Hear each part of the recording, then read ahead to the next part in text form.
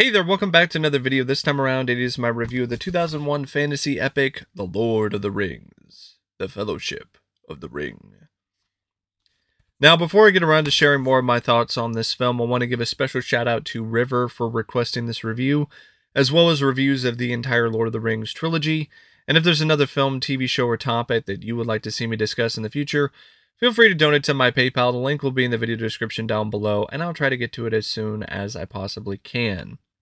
Now, The Lord of the Rings, The Fellowship of the Ring, and honestly the entire Lord of the Rings trilogy is one of my favorite trilogies. It has been ever since I was a teenager when I saw all three of the films in the theater, and for whatever reason, I just hadn't really felt the need to revisit them over the years. I think part of it's because I watched them countless times as a teenager on this very DVD. This DVD is very well used and very well worn, as you can see. So it's one of those things where, you know, I've seen them numerous times, so I never really felt like, oh, I gotta watch them again, because I kind of have them embedded in my brain in various different places in my memory. But the 4K set came out, I got that, and I wanted to check them out in 4K, because that's definitely an upgrade over the DVDs or the Blu-rays that I had. I fell in love with this film all over again. I really did. I forgot how much I loved this film, how much I loved the world that Peter Jackson and his crew created, the performances, just the epic size, scale, and scope of it. To me, it is absolutely one of the most fantastic fantasy films out there. I know there are people who disagree with that. I know there are people who think it's overrated or it's not their cup of tea. And teach their own, agree to disagree. I love this film. I've loved this film ever since I saw it in the theater, and I was blown away by it when I was a teenager. Seeing this in the theater was like one of the most spectacular theatrical experiences of my life at that time. So, yeah, it's a film that definitely does have a special place in my heart. And it's directed by Peter Jackson, who nowadays I do prefer his more renegade, wild era of filmmaking when he directed films like Dead Alive or Bad Taste. But for the longest time, I wasn't even aware of that era. I only knew Peter Jackson as the guy who was responsible for The Lord of the Rings. I didn't know him as the Bad Taste guy or the Dead Alive guy or even the Meet the Feebles guy. I didn't know that. I didn't find that out until years later. And he took a pretty significant risk with this film and with all three of these films. In fact, this entire trilogy was a massive risk for not only Peter Jackson, but for everyone involved, including the studio New Line Cinema, because this wasn't just a one film deal. This was a 3-film deal that New Line agreed to with Peter Jackson with a contract. And this is a $300 million investment. And nowadays, when you look back at the amount of money that they spent on this film, or all three of these films, and the amount of money that all three of them made back, it's chump change. It's not really that much at all, but at the time, that's a significant investment. And not only that, it's an investment you had to wait a while for, because all three of these films were shot back to back. So you had cast and crew that were in New Zealand for a extensive amount of time, and you just had to hope that everything was gonna turn out great or even decent, considering all of the just insanity surrounding the production. I mean, think about this. This is like probably the most massive undertaking at the time. Not only just one big epic scale production, but 3, and all of them in a row. And I can't think of a better director than Peter Jackson to helm this adventure, because of the fact that Peter was a enormous fan of the source material, and he still is. The man is an absolute just diehard fan of Lord of the Rings. And it makes a lot of sense that you have somebody who is very well versed in Tolkien, who also has the directing chops and the skill to pull off a Lord of the Rings film. And he wasn't the first one. I mean, there were a lot of other directors who were curious about possibly doing a Lord of the Rings movie. John Boorman was one of them. I think that's why John Boorman eventually directed Excalibur, because he wanted to scratch that fantasy film itch, so to speak. Stanley Kubrick was at one point considering something. The Beatles, of all people, they were also potentially involved in a Lord of the Rings production. I'm glad that didn't happen, because I think that would have been awful. But it's still an interesting bit of trivia. But Peter Jackson, he's the one that spearheaded the entire journey, the trilogy. He's the one that decided to pass on working with Miramax and dealing with Harvey Weinstein, and going to New Line and working with Bob Shea. And that's why he was ultimately able to have more creative control. That's why he was able to get the 3-picture deal, because he was willing to settle for 2 with Miramax, but he just didn't like the vibes that were in the studio. He didn't like how Weinstein seemed like he was too overly controlling. He didn't like that Weinstein was making these demands like, hey, you can't cast these certain actresses because of dubious and reasons. And he just didn't like that. And so he went to New Line, and the rest is history. And I think that these films would not be nearly as great as they are if they went to another studio. It had to be New Line, because New Line at the time, they had some hit franchises like Nightmare on Elm Street and so on, but they weren't like considered like a major studio that would honestly compete with the likes of Warner Brothers or some of these other companies, which is ironic because Warner Brothers ultimately bought New Line. But, you know, New Line at the time was like, hey, you know, we want to get involved. We want to throw our hat in the ring. We want to give it our shot to be involved with an epic, grand franchise. And they did that with Lord of the Rings. And Peter Jackson's work in this is just magnificent. It's some of his finest direction.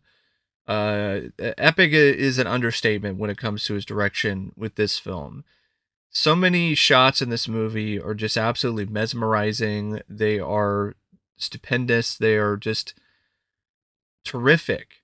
The way that he works with the camera angles and the pans and the movement of the camera and how it flows throughout a scene, the way that he transitions from one scene to the next, the way that he shoots the battle scenes are very visceral and very raw and very real, and had a certain flash to them that just made them all the more exciting and fun to watch. The sequences that involved very heavy prosthetics or very heavy visual effects were shot in ways that were just lavish and just absolutely wonderful to look at, and just to see Jackson work his magic. And he injected a lot of his own finances into this film, his own computers to allow the effects artists to use them and use some of the technology he established himself along with his colleagues to to create a lot of the film's just absolutely stunning visual effects. I mean, this is a movie from 2001, and other than maybe a few sequences, the CGI in this still holds up remarkably well. And of course, a lot of the film is done for real. As much of the film as possible is shot on a real set, on a real location, with real actors, doing real stunts, and even the Urukai and the orcs and all of that, all practical makeup. And it's something that just really creates a world that does feel like it's straight out of the pages of Tolkien's novels. This movie, it's not just a film. It's a way to transport the audience into another realm. It's so immersive, and in large part it's due to Peter Jackson's just love and care and attention to detail when it comes to various different aspects of this production. In a lot of ways, he's the king of the Lord of the Rings, because if you had any other director involved, I don't think you would have the same results, because he also had a lot to prove here.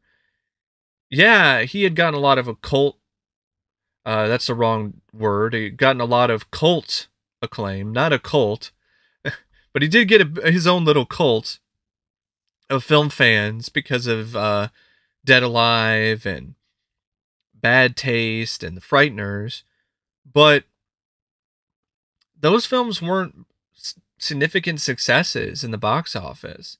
And for a lot of critics, especially critics in the United States, except for, diehard splatter fans, they were pretty much obscure.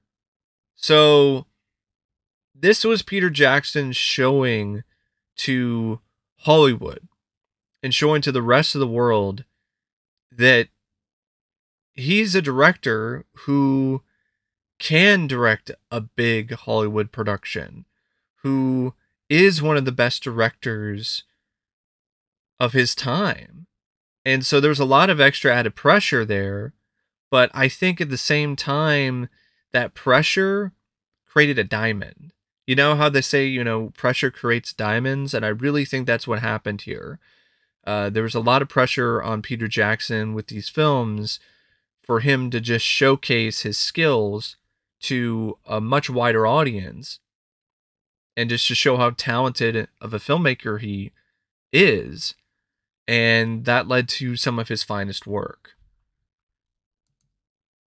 Now, the film also features a script that involves Peter Jackson as one of the writers, as well as Fran Walsh and Philippa Boyens, and of course is based on The Fellowship of the Ring by Tolkien. And here's the thing about this film. For the most part, it's very close to the source material, very close to the novel Fellowship of the Ring, with a few differences, a few things that are kind of changed around, or a few things that are added to make things a little bit more intriguing or compelling in terms of certain narratives. They cut out some things like Tom Bombadil. They cut him out of the story, and I think that was actually a good choice. And this is honestly one of the best adaptations I've ever seen when it comes to an adaptation for a film version of a novel. It maintains the spirit of the novel while capturing and just establishing all of the main plot points and the important character bits and everything, as well as just really just copying a lot of the really just grand and just absolutely amazing sequences of spectacle from the novel. I love this script. I've always loved this script. I thought it's honestly one of the best examples of a script that establishes a quest that I've ever seen, because of the fact that it maintains a consistently strong pace throughout it. For me, it's never boring. I know for others that might be the case, but I've never found this film boring. I've never found it tedious. I thought maybe after revisiting it after all of these years that I might feel the length a little bit more, but I didn't. 3 hours have never gone by so fast because I'm just so invested in the story. I'm so invested in these characters and Frodo and Sam and Gandalf and Merry and Pippin and Legolas and Gimli and Aragorn and Boromir and Arwen, and all of these other just really strong characters with clear motivations and clear strengths, and all of them have their perspective moments, and it just culminates in something that's just so satisfying, so epic, and there's just so many iconic moments in this script. The sequence with the Balrog. Seeing that in the theater was just an absolute jaw-dropping experience for me. And seeing it in 4K is equally as jaw-dropping. And just a thrilling sequence. Even leading up to that, you have a great battle with the orcs. And there's just a lot of things about this movie. They're just a masterclass of writing fantasy. It establishes the setting really well. I love the opening of the film where it gives you a bit of a crash course on the mythology of Lord of the Rings, but does it in a way that's interesting and still entertaining to watch.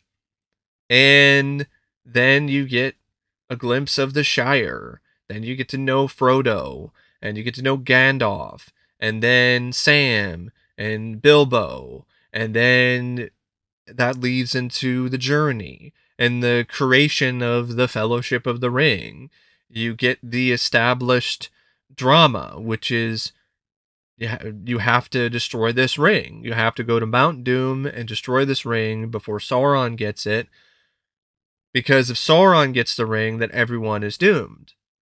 All of Middle Earth is screwed if we don't get rid of this ring. And so Frodo takes it upon himself to be the one to go to Mount Doom and destroy the ring. And there's this Fellowship of the Ring that's created to protect him and allow him to be able to traverse these long distances. But eventually Frodo decides to go out on his own, of course with his friend Sam, who is willing to sacrifice himself and go into a lake, even though he can't swim, to try to be with his friend. And so Frodo and Sam go on their own, and the Fellowship go on their own journey to try to rescue Merry and Pippin from the Uruk-hai and Saruman and the Great Evil. And there's just a lot of really just great moments in this script. It just keeps going with so many just fun moments too between characters. The back and forth between Gandalf and some of the other characters like Frodo or Merry and Pippin.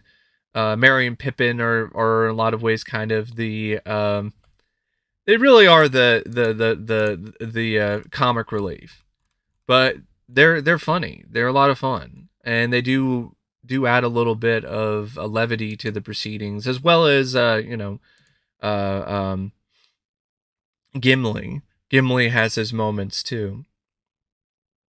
But despite these little humorous moments, it still feels like there's a certain weight to everything. Like it really does feel like there is a lot at stake. I even like the contentious back and forth between Aragorn and Boromir. And I really think that pays off in the end with the last scenes featuring the two.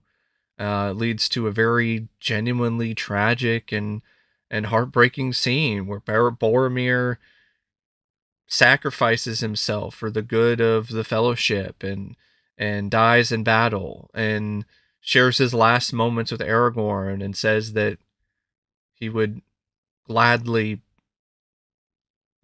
be by his side, and he would gladly call him king.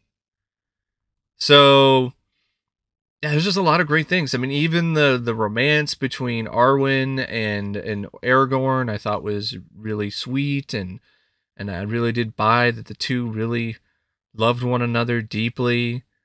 And even stuff with like Galadriel.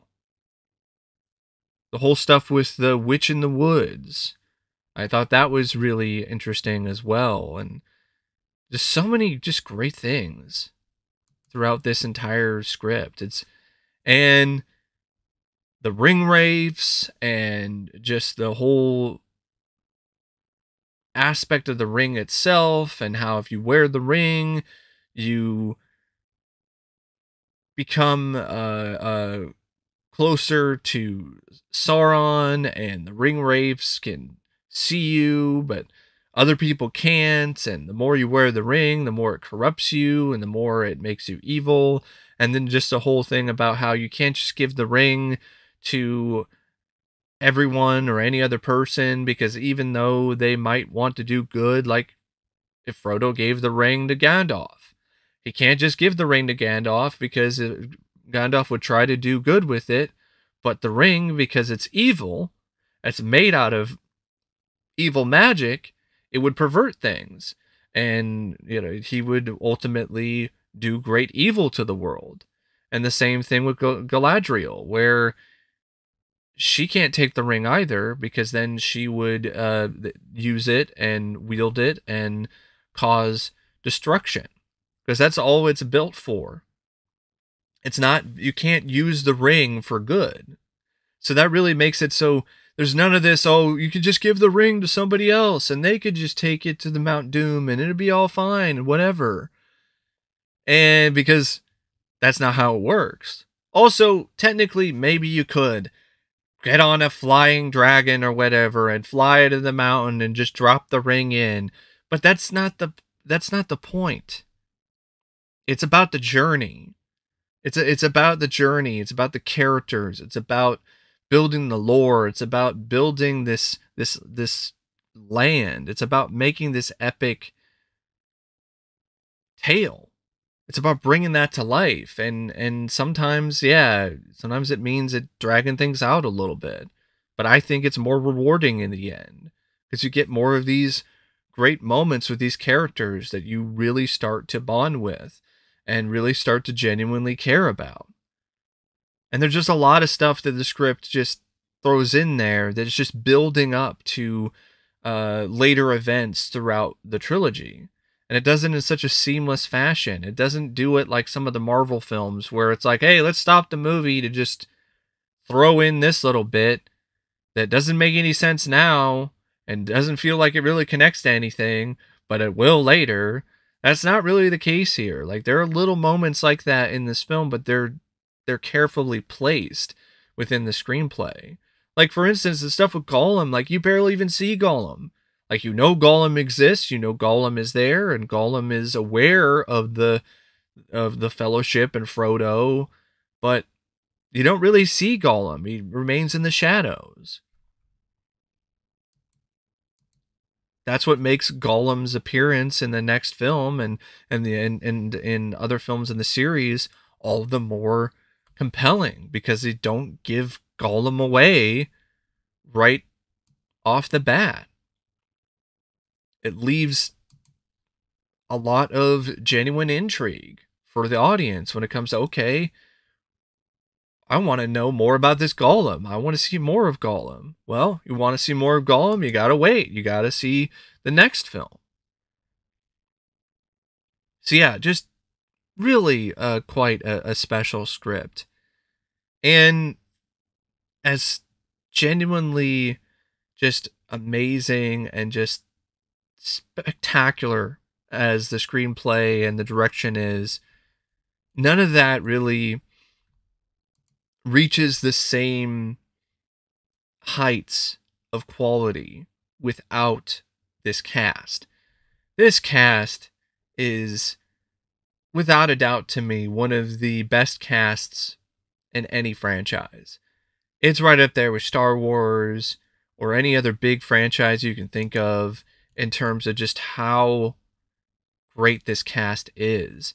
And you also have to think about the fact that everyone that was cast in this film to play major roles in this trilogy, they had to commit themselves to this trilogy in a way that no actor really has done since. Months, if not, I think it might have been a couple years. Like, it was a long time. It wasn't just your typical average Hollywood production where you wrap up production in like a few months and then you can go on about your life and so on and so forth. No, this was a lengthy, exhaustive production that was physically, mentally, and emotionally demanding, and none of these performers seem like this weight crushed them. It's such an incredible sight to see. And it really does help too that a lot of these performers were not big names. So you had a lot of actors and actresses as a part of this cast who may have been in the industry, who had done roles like Ian McKellen. He was Magneto in X-Men, and he had been in other films like Gods and Monsters, and he was an apt pupil. So it's not like he was a completely unknown talent. But at the same time, he wasn't as well received by his peers or by the wide audience because he never really had like that big tentpole film to showcase his talents as an actor, to ingrain himself into pop culture. And that's what happened here with his role as Gandalf. Elijah Wood, yeah, he'd been in other stuff too. Sean Astin was he was in the Goonies,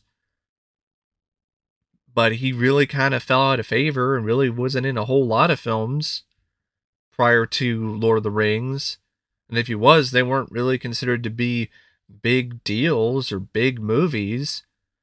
Viggo Mortensen was kind of a rising star, but it's not like he was an established leading man at the time of filming this movie or the trilogy.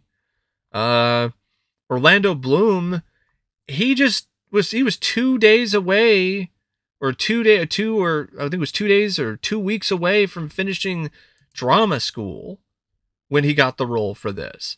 So he was a complete and total unknown for the most part. And you got veteran actors in this too, like John Rhys-Davies, who played Gimli, and Ian Holm as Bilbo. But you have a lot of unknown guys, like Billy Boyd and Dominic Monaghan, who played Merry and Pippin. One of the biggest names was Liv Tyler at the time. In fact, New Line was thrilled that she was cast because it was like, oh, we finally have a big popular name in the cast, because they didn't really have anyone else. If you really think about it, like Elijah Wood wasn't a big megastar, neither was Ian McKellen.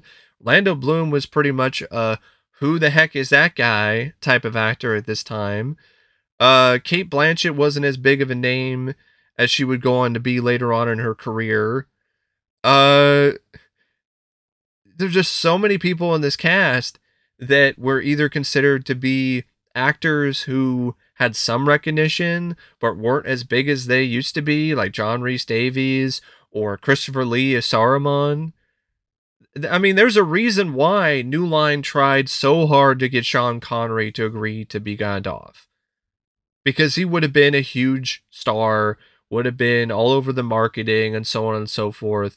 Sean turned it down. He wasn't that into the source material. He didn't really necessarily feel the same passion for Gandalf or for the Lord of the Rings as other choices would have. But New Line wasn't ready to still let things go with Sean, so they really went after him. They offered him a percentage of the film's gross, or actually the entire trilogy's gross, $10 million. And Sean was like, nope, not going to do it. So then they went with Ian McKellen. I mean, Patrick McGoohan was also considered for it, but he turned it down because he wasn't feeling too hot.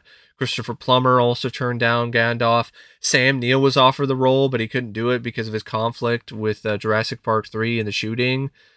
And McKellen, I guess he had to sort out some scheduling conflict with X-Men so then he could do Lord of the Rings. And the rest is history. I cannot think of anyone else as Gandalf. I can't do it. Ian McKellen was so incredible in the role. Just being such a believable, wise old wizard, but also a believable fighter. You know, someone who, despite his age, can still hold his own with a sword or with a staff. Somebody who commands the screen with his presence, but also isn't afraid to have some fun. I mean, the moment that just made him indelible in my mind is when he's in the Hobbit home and he just hits his head on the ceiling and he reacts in character and just works through it smoothly. And that wasn't planned. That just happened on the set on a whim. And Peter Jackson was like, that's great. I'm going to keep that in. So yeah, Ian McKellen is just incredible. Elijah Wood, he's also excellent as Frodo. I think it's one of his best performances for sure. Really captured every aspect of Frodo from the novel. The wide-eyed innocence, the strength of the character. Just a really good performance. And just very empathetic. And just a character that you definitely did want to succeed and go through this journey and live through it all. He was selected from like over 150 different actors. I mean, Jake Gyllenhaal was one of them that auditioned for the role. Viggo Mortensen as Aragorn. Amazing. I mean, he was just so perfect for this role. Like, you really just felt like he wasn't necessarily acting sometimes. Like, he was Aragorn. And I'm not the only one. And Peter Jackson, during production of this film for like 30 minutes, he kept calling him Aragorn until I believe Viggo was like, hey, it's Viggo. I'm playing Aragorn. And that's because he's just so good in the role. He's physically capable of everything. In fact, the trainer who was training him in the film in terms of swordplay, he called him like the best swordsman he's ever seen. And you can really see it. I mean, he didn't use like your regular prop sword. Viggo's over here using a steel sword for all of his scenes. Like the real Aragorn. Like, he was not messing around, and it really did pay off. And what's crazy is we almost had like a completely different movie. We not only could have had Sean Connery as Gandalf, but we also could have had Nicolas Cage as Aragorn. Yes, that's a serious casting decision that they considered, but Nick Cage turned it down because he wanted to be with his family. He couldn't commit to being in New Zealand for that long and being away from his family for such a long extended period of time. And thank God. As much as I like Nick Cage, he is totally wrong for the part of Aragorn. Daniel Day-Lewis was also considered, and he probably would have done a good job, but I just prefer the rougher, rawer nature of Viggo Mortensen. I prefer his physicality.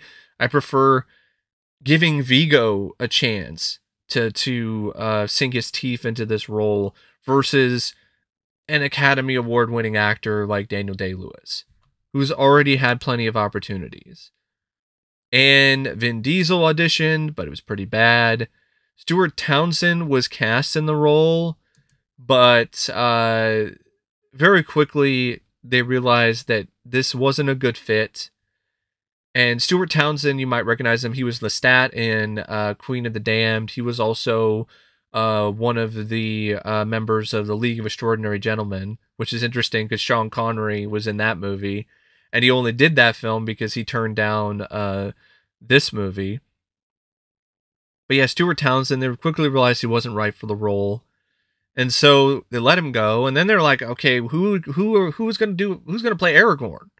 Like, we need to find somebody fast because we need to start shooting this film. Russell Crowe was considered, but he couldn't do it because of scheduling conflicts. And then they settled upon Viggo, and the rest is history. And now you can't think of anyone else playing Aragorn other than Viggo Mortensen, and for good reason. Same thing for Sean Astin as Samwise. Like, Sean, he always had this great personable nature to him ever since his roles in The Goonies and Whitewater Summer and a lot of these other movies when he was young.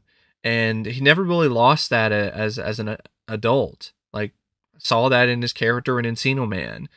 And he already had a lot of experience playing the best friend of a certain character who might have more screen time, but he still knows how to, make the best of it. Still showcase his talents in a way that leaves an impression on people. And yeah, I think Sean was a great casting choice. I really think that it was fantastic. And Sean and Elijah became really close with one another on the set, and they still are very close. Sean, he had recently become a father himself at the time, and so he bonded with Elijah as if, the two were actual legitimate friends. So that really did help the believability and just the whole performance. The whole series of sequences between those two just felt so much more genuine because they weren't acting. Like, they really did genuinely care for one another as if they were close friends. Sean Bean, he was really solid as Boromir. Liam Neeson was sent the script, and they were thinking about him playing Boromir, but he passed on it. That would have been interesting to have seen. Bruce Willis, he's a huge fan of the book, so he wanted to do the movie. He wanted to play Boromir, but they passed. And they went with Sean Bean, and I think that was a good choice. Sean Bean is a underrated actor, and he did a great job with that character. I think some of his best acting is honestly in this film as Boromir. The scene where he's corrupted by the ring and tries to get it from Frodo, and then snaps out of it and realizes what he's done is some of his best work, and so is the death scene of his character. Billy Boyd, Dominic Monaghan, they were also really good as Pippin and Merry. They had really good chemistry. They were really fun. They had some genuine charisma about them. Speaking of charisma, John Rhys-Davies was just full of it. He always has been. I mean, his performance as Gimli, it really did feel like he's just going back to his performance as the king of the... I don't know if he was the king of the Hawkmen, but as one of the Hawkmen in Flash Gordon. Like, if you've seen Flash Gordon and you see his character... Well, actually, no, that's Brian Blessed. That's a completely different actor. My bad.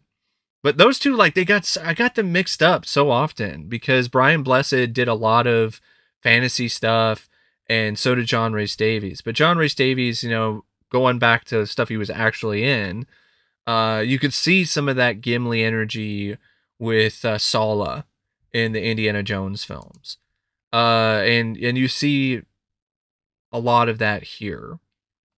And he deserves a lot of credit because this man dealt with a lot of stuff playing this role. Like, he had allergic reactions to the makeup. So every scene that he's in, he's reacting. His skin is reacting. He's getting eczema. He's getting, like, allergic reactions around his eyes. And he's being irritated in so many different ways. So for him to just handle all of that professionally and in a way where you can't even tell that something is bothering him is really something that I think deserves a lot more praise, considering everything that he was dealing with. The same thing for Liv Tyler, who throughout the majority of the film, she was sick. Apparently, she was dealing with some kind of flu for a good chunk of the production, and she fought through it, and it didn't seem to faze her that much. And Orlando Bloom is great. Orlando Bloom, he initially auditioned for a character, Faramir, who appears in the second film, but then that went to a different actor. And Orlando Bloom just had this great ethereal sort of look to him, and I think that really did fit Legolas. Like he looked like someone who could be an elf. Like he had that kind of look to him. So did Liv Tyler, and he also was in prime shape, best physical shape of his life, and he knew his way around a bow, and that definitely paid off. Cate Blanchett as Galadriel, another really good performance in the film. Who plays the lady of the woods, the Witch of the Woods. Lucy Lawless was considered for it, but they ultimately decided to do something else. I think Lucy Lawless was either pregnant or there was something going on where she couldn't commit, so they went with Cate Blanchett. And I think Cate Blanchett is the better choice. As much as I like Lucy, I think Cate Blanchett is a much more fitting choice for Galadriel. And you have Christopher Lee, who played Saruman. He actually knew Tolkien. He was an immense fan of the novels. This was a dream job for him, and you could really tell, because this is definitely some of his best work. And Hugo Weaving as Elrond. I know a lot of people, they say Hugo Weaving was not good or is miscast. I just think of him as the guy from The Matrix. I respectfully disagree. I think Hugo Weaving was a good casting choice as Elrond. I think he did a great job. That being said, David Bowie wanted to do it, but Peter Jackson didn't feel comfortable with that because he didn't feel he could work with him, and because he just felt like it would be too much weight on his shoulders and too intimidating. And on one hand, I get that, but as good as Weaving is, like, Bowie would have been honestly probably even better. It would have been really cool to have seen David Bowie in this movie. Ian Holm, he was incredible as Bilbo. Really great performance. What's interesting is another Alien alum, John Hurt, he voiced Aragorn in the 70s Lord of the Rings film. So it's interesting that Ian Holm, who is well known for his work in Alien, he went on to also be in a Lord of the Rings production. But yeah, great cast, really, really phenomenal cast. I mean, Andy Serkis as Gollum, but he didn't really have as much to do in this as compared to some of the other films.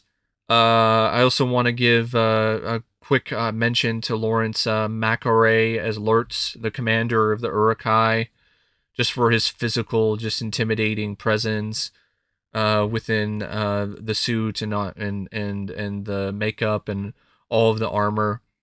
But yeah, just an amazing cast, great cast of just various different performers, and a lot of people who were relative unknowns or weren't really given big, massive roles like this. The film also features some absolutely breathtaking cinematography by Andrew Lesney, some exceptional editing by John Gilbert, and a absolutely just tremendous, terrific score by Howard Shore. This is one of his finest works. And initially, the producers, they had their eyes on James Horner, but they went with Howard Shore because James Horner wasn't able to do it. And I think they made the right choice here, because Howard Shore was always a capable composer. He was known for a lot of his scores for dark films. For me, his most notable score before The Lord of the Rings was The Fly from 1986. And in that score, you can hear little hints of hope and a little bit of fantasy in there. So you can kind of see why he could potentially create a really epic fantasy score for the ages. And once he got that opportunity with this film and these series of films, I mean, the rest is history. Like, this is some of the finest compositions and work you will ever hear from any composer in the industry. Like the Hobbit music, the Gondor theme, just everything about this score is just epic and just grand and fits the film so well, and it just elevates the movie to mythical status. It really does, because of just how magnificent this score is by Howard Shore. And yeah, it's like 178 minutes, and that is with the end credits. You take out the end credits, and it's like 2 hours and 50 minutes. So it's a pretty lengthy film. But like I said, I think it's really well paced because it does a good job maintaining tension and intrigue and entertaining the audience with little moments of levity with some of the characters, doing enough with character depth to really make you learn to like, let alone love, these characters and really root for them along their journey.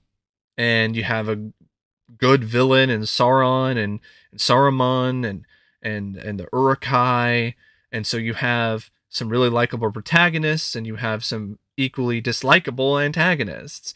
So you have the right makings for just a really compelling narrative, and you just go along for the journey because you're just enjoying the company of all of these characters, and you're enjoying the vast and just the spectacular landscapes and the stuff that's just straight out of Tolkien's novels.